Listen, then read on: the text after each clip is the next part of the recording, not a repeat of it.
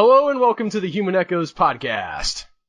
Today we're bringing you a special edition with Crypt TV founder Jack Davis. Hey everybody, thanks for welcoming me on. Yeah, well, for it's sure. Great to have you, man. Yeah, Jack, you reached out to us a little while ago. Like I'd seen some of your videos, and then like this weekend I just went like full on binge on all the stuff that you guys make. Crypt TV is such a cool channel on Facebook. Thank you. Like it's a lot of fun stuff. You guys are making like 1-minute horror movies. You guys are doing like daily news, like all sorts of really cool stuff. Even your Snapchat is awesome. So well, Snapchat especially, I guess we'll talk more here on the podcast, but from what we're doing on Facebook video to Snapchat, we really care about creating a different type of content and making sure that everything we make is something our fans are going to be really excited about. And Snapchat, we've really tried to take advantage of that platform, like you said, by making like really original drawings. And, social media has become something that I'm not sure I really like, in some of the content out there. So we want everyone who comes to our channel to have it really be an experience and something totally unique, both in, the brand and genre we're taking on, but also in like the type of content we're making and its quality. And for I sure, gotta jump in here. Sorry. I just wanted to say, Snapchat, like, I know that that's a thing. I know that people have it on their phones, but is that like, I'm an old fuddy-duddy, so I know very little about Snapchat and stuff like that. How do you leverage that? Cause I'm not even on, I don't have Snapchat or anything like that, but how do you connect with people via just single images that show up for 5 seconds or however long they show up for? Well, it's funny because, Snapchat, you can do video and art. We got a really big Snapchat following initially because we did this live Snapchat murder mystery that I encourage y'all to check out, which was really cool and went super viral. And then ever since then, Snapchat, you can like draw in the app, like you can draw like with different colors. So we create these original portraits basically in Snapchat. We have a Snapchat artist, Jess Beauchamp, who's just the best, create original drawings. So we've gotten, we draw Jules biting into a big Kahuna burger on National Cheeseburger Day. We'll draw, Anthony Hopkins as Hannibal, Wednesday Addams, all these things. Yeah, and you can kind of see that in the header for your Facebook page, some of those really cool images. The first one I saw was a Batman update, and it was just kind of this sinister, really, really well drawn Batman. So I had used Snapchat to chat with some friends before, but I hadn't really subscribed to channels that were different like this. So you're just getting these like 5-second news bites. Like one of them was like, "Oh, Green Inferno is coming out today," or "Here's some Batman vs Superman news," things like that. And it's really aesthetically appealing. And it, like Al was saying, it takes like 5 to 10 seconds. You're looking at this really cool little clip that's really informative. And it's just like kind of a cool alternative to like Twitter and things like that. But all the news that you guys do ends up coming through on just multiple channels. So it's just a really cool new way of doing it. Yeah, well, thank you for that. I mean, again, it's all about trying to, use what's native to a platform, what works on a platform to get across great genre content, which we think is really lacking. So the fact that you guys are enjoying it, I hope others are too. What was the sort of impetus behind the 1-minute films? Because that's what I really connected with on y'all's channel. I watched a good number of your videos, but the 1-minute films was just such a genius idea, and I'm sure other people have done it, but to see that, or something similar, but to see that level of production value, to know that you're limited specifically to 1 minute. I think a couple of them maybe go to 1 minute and 5 seconds, but they're very, very strict on that 1 minute thing. What is it like, being involved with that, producing that? What is the process there? Because I'm fascinated by those. Well, those are directed by Shane Leary, who's our creator of 1 Minute Horror. And, working with Shane is just a pleasure because, like you said, he has such a commitment to production quality. And I think the thing has been fun working with Shane is, like you said, trying to solve that 1 minute riddle. Because I think a lot of the reason that comedy has taken off so much on social media and in short form is you can make someone laugh in 5 seconds. You can come up with a gag. You can come up with something relatable. But it's really hard to scare somebody in a minute. With 1 Minute Horror, we get that challenge of how can we create suspense, introduce characters, and build tension and give fans that great payoff. So it's a challenge every time because you don't want to become too formulaic. You don't want to just end up relying on jump scares. So for 1 Minute Horror, that idea kind of came about as like, okay, let's create something that's simple to the point. I mean, you say 1 Minute Horror and people kind of get an idea of the show. You don't really need to give them a synopsis besides that. And, the production quality is so high. And for us, that's really one of our favorite shows, and Shane's one of our favorite directors to work with, because it is a riddle of how can you scare someone in 1 minute, and how can we make sure that this looks beautiful so it actually enhances that scare and just the overall idea of, 60 seconds of terror.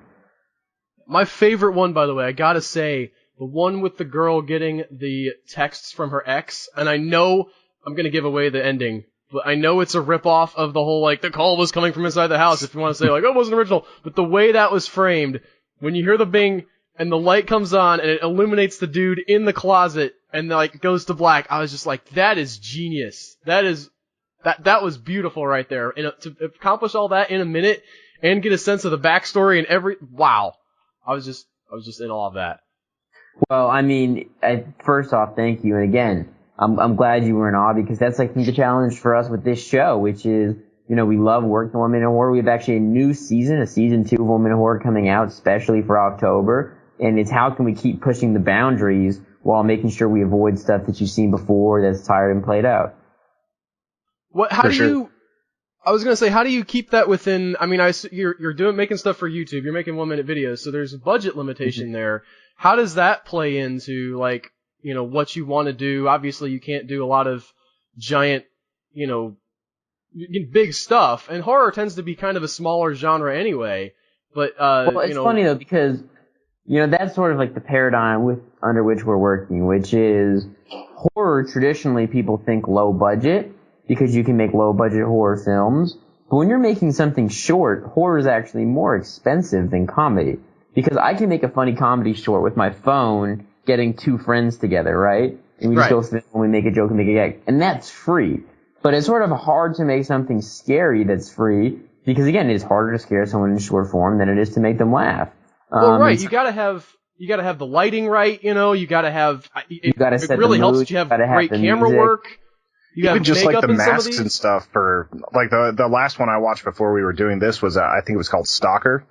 And there's a prosthetic mask used in that, and even that stuff, that can't come cheap, especially for original work. And, we provide all of our content free, and we will always provide our content free. We are really committed to the fact that we're never going to move to subscription service, that we want to create great genre content and have it be as widely distributed as possible.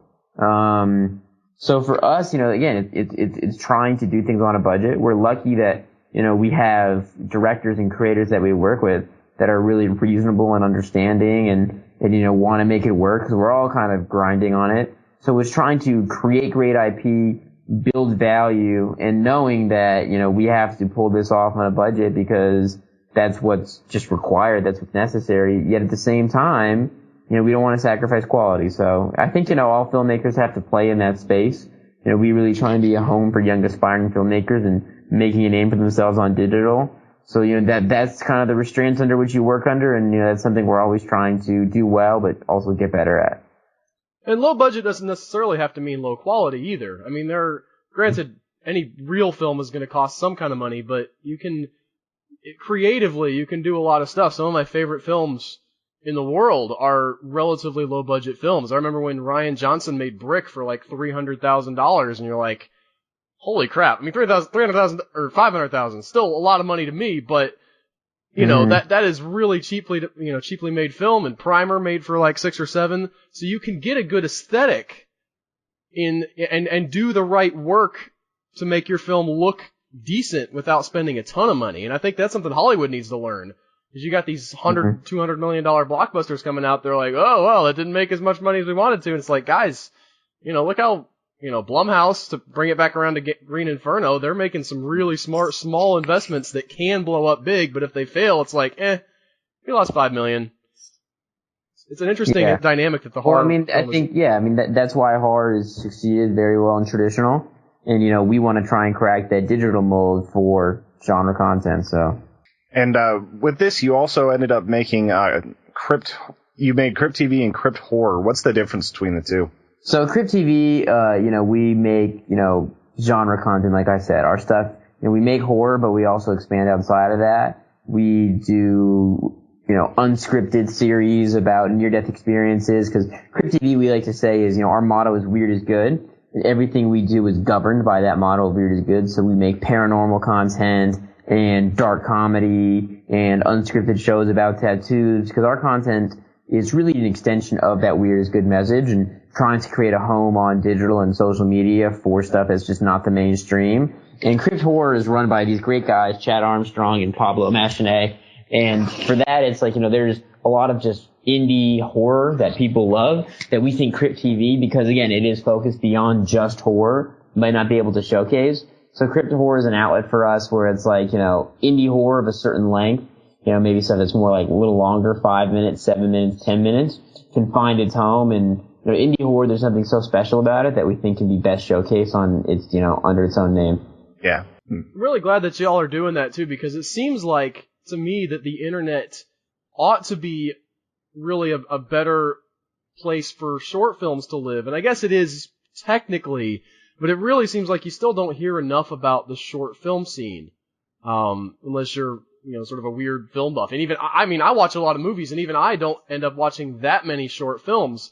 So it's cool to see y'all kind of pushing that out there and giving people a voice, to be able to make those things, and also, to have a platform ready-made for people to be able to see them. Also kind of raising the bar on those short films too, just by the production values. Like, we're going to be seeing a bunch of short films over at the Mile High Film Festival this weekend, and I've seen some that are pretty low quality, some that are extremely high quality, and you guys are in that top tier, especially for 1 minute horror. 100%. I think you guys bring up a great point, and that's something we really care about doing, at Crypt TV, which is showcasing young filmmakers, because, a lot of what we say to filmmakers is you need to embrace the distribution power of digital. Because I think film festivals are great. I understand why film festivals might not, sometimes you're disqualified from entering a film festival if your short's been premiered online. I understand that. These film festivals, are really out there for the filmmakers trying to run things on a budget, and they feel like, maybe people won't want to come to the film festival if they're showing something that's available online. But at the same time, as a filmmaker, you're always about your next project, right? You're always about doing the best you can with a project, pouring your heart and soul into it, and trying to take steps forward each time. That's what, the great directors do. They start, on maybe a low budget movie, keep going to the point where they are, like that Christopher Nolan, that Eli Roth, where, you gotta start small. And we really think digital is the best place to do it. So what we want to say to aspiring filmmakers is, come work with Crypt TV, work on maybe a smaller scale, but take advantage of the fact that on digital, we can get you hundreds of thousands of views. And that's something that's great to show your next investor in your short film. Or if you want to get a movie, show that what you can do on digital, show the type of traffic and audience feedback that your work has generated. And that's actually maybe the most helpful thing in the next step of your career. So for us, yes, we want to get short film out there more. And that's kind of also educating filmmakers who have great work that, hey, you did a great job with this. The best way to properly take advantage of the hard work you did is by showing that the fans out there like your work and that you can generate real traffic. And it's interesting too, because your model for that, the way that you're cultivating your fan base, I think, is very fascinating. Some of the other videos you had on there that didn't necessarily appeal to me personally, but you had the interviews with the Vine stars or other YouTube stars. I didn't know their names personally because, again, I'm old and I'm not really in that scene. But cultivating that sort of, bringing those people in to say, hey, bring your fan base over, let them see these things, I think was a really neat way to, to sort of build that fan base of people who are already on the internet, already consuming content, but they, sometimes it's hard to discover new stuff. So those kind of collaborations seem like they're a really smart way to bring that stuff in. And bringing that to an overall audience, because, again, a lot of what inspired, me and Eli Roth, who's, my co-founder, to kind of create this outlet was seeing that a very certain type of content has risen to the top on social media. Social media and digital video have proliferated the internet. But what's working, what's literally being ranked higher by followers and stuff like that? Comedy, makeup blogs, cooking stuff, gamer stuff. And that's great, but, we want to create content for a different type of audience. We want to make horror. We want to make, non-scripted stuff about near-death experiences and tattoos. We want to make things that celebrate the paranormal. We want to create a different type of content, and showcase it for an audience we think is really underserved on digital. And in order to do that, you gotta, use some of the mainstream techniques. You gotta work with Vine stars. You gotta work with YouTube stars. but we got to really do everything we can to get out to that audience and try and rally an audience behind the idea of, you know, by supporting us, which you're really supporting is our message, which is weird is good, and that, you know, digital video and content doesn't just have to be, you know, funny Vines and BuzzFeed type stuff. I'm definitely on board with that motto. I just gotta say. Because most of what I've seen out of Vine, like straight up, is just those like 10-second quick comedy things, or even like little magic tricks and cool things with editing I've seen. But I'd never really been freaked out by Vine. I'm always looking for new things in horror. And we talked about it earlier. It's so hard to find like a quality channel. Like I've found a few over the years, but it's kind of like 10,000 small things that aren't able to put the real value in production on there, and like a few that are kind of ascending. It's just entirely different world than what we're used to as far as like the high quality gaming content and everything that's out there. So yeah, and I think the gaming content's amazing, but we all need, we want the type of content that appeals to our fan base on the big screen and on TV. We want to create for digital, and I just frankly don't think it's there, but we're hoping we can fill that. For sure. Well, listen, that is, I think, the mark of any true businessman is to see that there is a niche that hasn't been filled and say, all right, well, we can fill that. We can produce the content that isn't being produced by other people, because it's really easy to go and do the thing that everybody else is already doing. But to strike out and say, all right, what are other people not doing? That I think is what's going to end up, being remembered and, having longevity. Well, we hope so. And, for us, that's why I'm just so happy to hear that you guys enjoy 1 Minute Horror, that you enjoy some of the things you see on our page, because, we're making content for the fans. We want to build this brand with the fans. We want to build the brand together. So doing everything and getting the feedback, we're going to alter what we do based on the feedback we get, because again, we're creating this content with somebody in mind. So, when you're making stuff on digital and you're giving it away for free, you're really doing it for the people watching it. So everything we do is guided by that. I also want to express that it's not just horror that you guys are doing. Like a big part of this podcast, it kind of started out sounding like it was going to be a horror thing, but we really kind of drifted into like horror, weird, sci-fi, just a lot of genre stuff. Crypt TV isn't just trying to like freak you out or anything. Like even with the Snapchats, it's weird news. With the daily news things that you guys do on there, I don't know if it's exactly daily, but I was watching the one that was on, it was on like the Sixth Sense and the significance behind that. And it was also kind of, showing what was going on with The Visit, which just came out recently. Or one of the more fascinating ones was about the Salem witch trials and just different things that are happening there.